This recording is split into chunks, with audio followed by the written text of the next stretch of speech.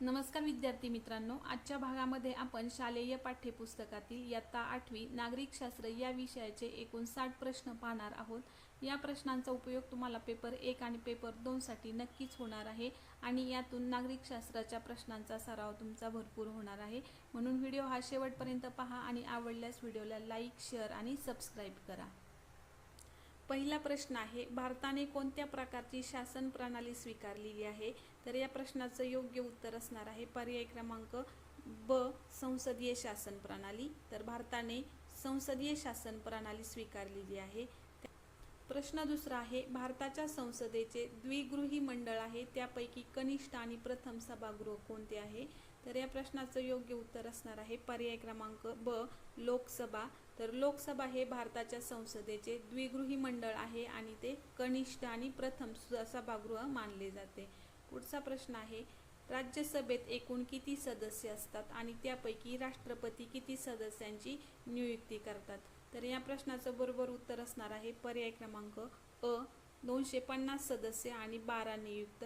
म्हणजेच राज्यसभेमध्ये एकूण 250 सदस्य असतात आणि त्यापैकी 12 सदस्यांची नियुक्ती हे राष्ट्रपती करतात. राज्यसभेचे 250 पैकी 238 सदस्य वेगवेगळ्या राज्यांमधून निवडले जातात आणि 12 सदस्यांची नेमणूक राष्ट्रपती करतात.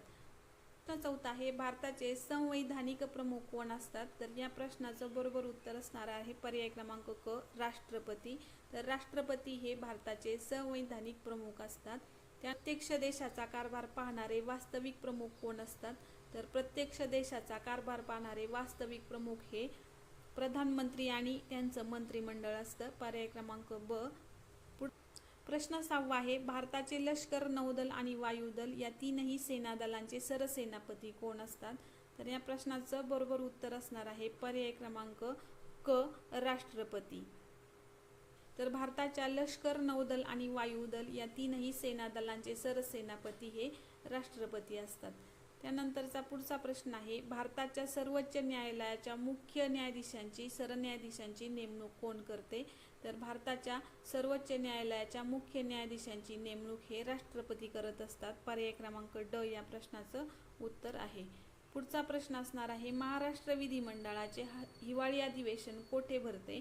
तर महाराष्ट्र विधिमंडळाचे हिवाळी अधिवेशन हे नागपूर या ठिकाणी भरते. पर्याय क्रमांक क.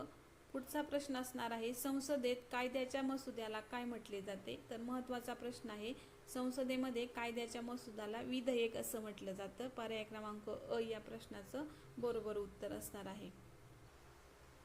पुढचा प्रश्न आहे, भारताने कोणती शासन पद्धती स्वीकारलेली आहे? तर भारताने संसदीय शासन पद्धती स्वीकारलेली आहे.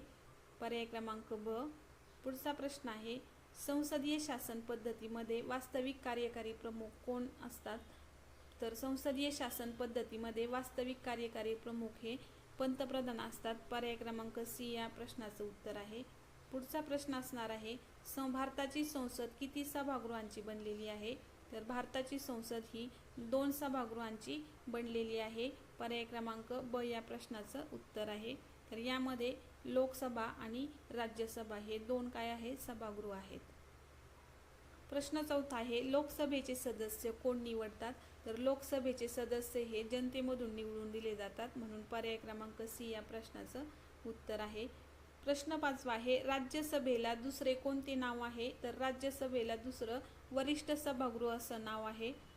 प्रश्न 6 आहे, अध्यक्षीय शासन पद्धतीचे प्रमुख उदाहरण कोणते आहे?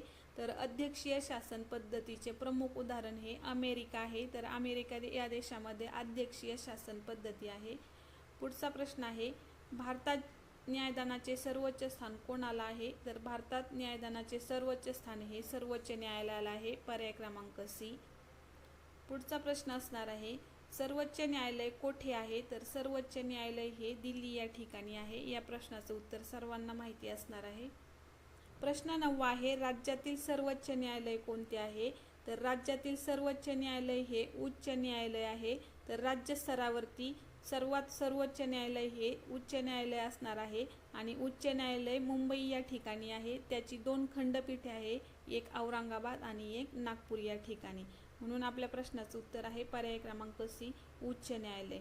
पुढचा प्रश्न असणार आहे, मुंबई उच्च न्यायालय कोणत्या राज्याशी संबंधित आहे? तर मुंबई उच्च न्यायालय हे महाराष्ट्र या राज्याशी संबंधित आहे. पर्याय क्रमांक बी. पुढचा प्रश्न आहे, उच्च न्यायालयाचे मुख्य कार्य काय आहे? तर उच्च न्यायालयाचे मुख्य कार्य आहे न्यायदान करणे. पर्याय क्रमांक बी. पुढचा प्रश्न आहे, गुन्ह्याशी संबंधित कायद्याला काय म्हणतात? तर गुन्ह्याशी संबंधित असणाऱ्या कायद्याला फौजदारी कायदा असे म्हणतात. पर्याय क्रमांक बी. प्रश्न 13 आहे, मालमत्ता व पैशाच्या वादाशी संबंधित कायदा कोणता आहे? तर मालमत्ता व पैशाच्या वादाशी संबंधित कायदा दिवाणी कायदा आहे. पर्याय क्रमांक बी. पुढचा प्रश्न असणार आहे, महाराष्ट्राचे विधिमंडळ किती सभागृहांचे आहे? तर महाराष्ट्राचे विधिमंडळ हे 2 सभागृहांचे आहे. पर्याय क्रमांक बी. पुढचा प्रश्न आहे, महाराष्ट्र विधानसभेचे सदस्य किती वर्षासाठी निवडले जातात? तर महाराष्ट्र विधानसभेचे सदस्य हे एकूण 5 वर्षासाठी निवडले जातात. प्रश्न 16 आहे, विधानसभेच्या सभापतीला काय म्हणतात? तर विधानसभेच्या सभापतीला अध्यक्ष असं म्हणतात. पर्याय क्रमांक बी. 17वा प्रश्न आहे, विधान परिषद हे कोणते सभागृह आहे? तर विधान परिषद हे वरिष्ठ सभागृह आहे. पर्याय क्रमांक ब या प्रश्नाचं उत्तर आहे. प्रश्न 18 आहे, महाराष्ट्र विधान परिषदेचे सदस्य किती वर्षासाठी निवडले जातात? तर या प्रश्नाचं उत्तर आहे पर्याय क्रमांक डी, 6 वर्षासाठी. तर महाराष्ट्र विधान परिषदेचे सदस्य हे 6 वर्षांनी निवडले जातात आणि 2 वर्षांनी 1/3 एवढे सदस्य निवृत्त होतात. प्रश्न 19 आहे, राज्याचा घटनात्मक प्रमुख कोण असतो? तर खूप महत्त्वाचा प्रश्न आहे. तर राज्याचा घटनात्मक प्रमुख हा राज्यपाल असतो. पर्याय क्रमांक बी या प्रश्नाचं बरोबर उत्तर असणार आहे. पुढचा प्रश्न आहे, मुख्यमंत्री कोणाची नियुक्ती करतात? तर मुख्यमंत्री हे मंत्रिमंडळाची नियुक्ती करतात. पर्याय क्रमांक सी. राज्यातील वास्तविक कार्यकारी प्रमुख कोण असतो?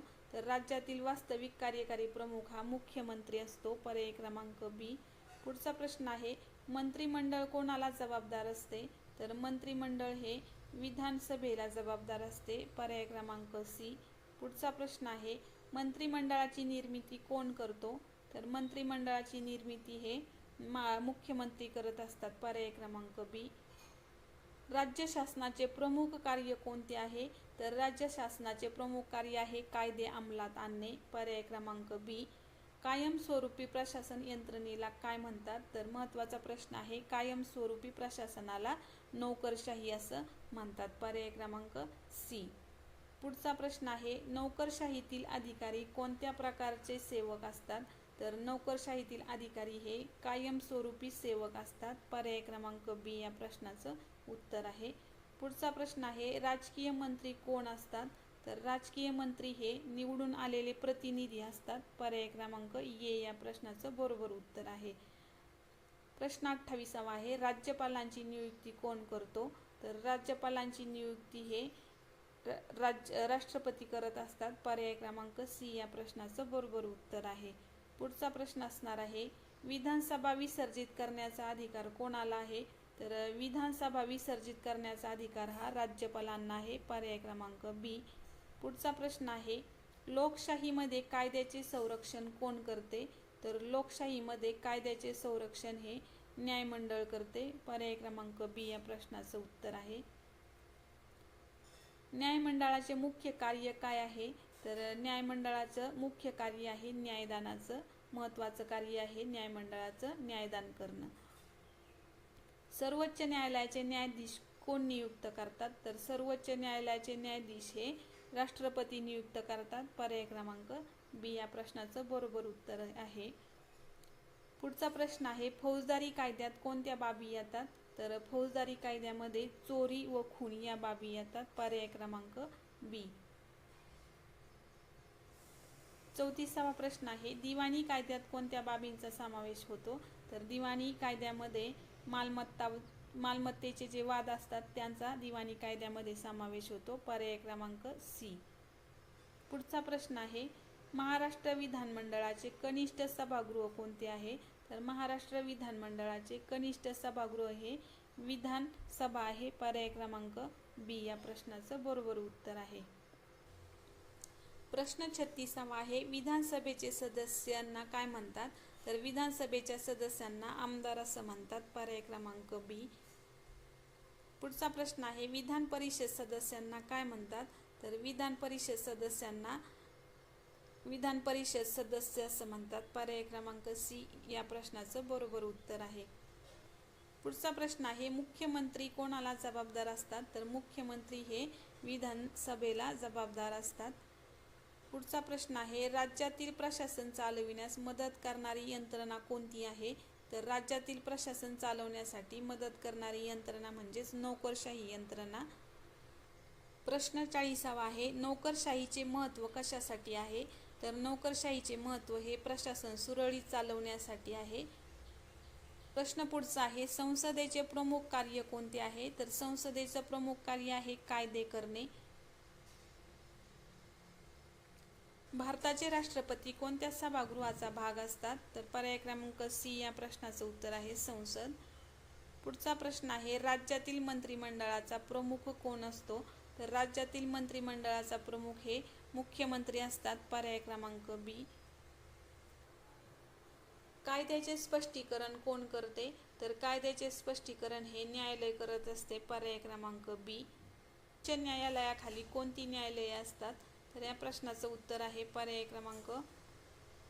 क्रमांक बी जिल्हा न्यायालय. तर उच्च न्यायालयाच्या खाली जिल्हा न्यायालये असतात.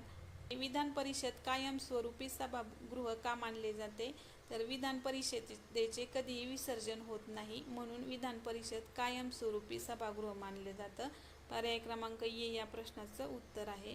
पुढचा प्रश्न आहे, संसदीय शासन पद्धतीत मंत्रिमंडळ कोणाला जबाबदार असते? तर संसदीय शासन पद्धतीमध्ये मंत्रिमंडळ हे संसदेला जबाबदार असते, पर्याय क्रमांक बी या प्रश्नाचं बरोबर उत्तर आहे. राज्यपाल कोणाची शपथ देतो? तर राज्यपाल हा मुख्यमंत्र्यांची शपथ देतो. कायमस्वरूपी प्रशासकीय अधिकारी कोण असतात? तर कायमस्वरूपी प्रशासकीय अधिकारी हे नोकरशाही वर्ग असतो, पर्याय क्रमांक सी या प्रश्नाचं उत्तर आहे. पुढचा प्रश्न आहे आणि शेवटचा प्रश्न आहे, लोकशाही शासन व्यवस्थेचा मुख्य उद्देश काय आहे? तर लोकशाही शासन व्यवस्थेचा मुख्य उद्देश असणार आहे लोकांचा सहभाग, पर्याय क्रमांक बी या प्रश्नाचं उत्तर आहे. विद्यार्थी मित्रांनो, या पद्धतीने आपण नागरिकशास्त्र या विषयाचे महत्त्वाचे प्रश्न घेतलेले आहेत. जर प्रश्न आवडले असतील तर व्हिडिओला लाईक आणि सबस्क्राईब करायचं आहे. धन्यवाद.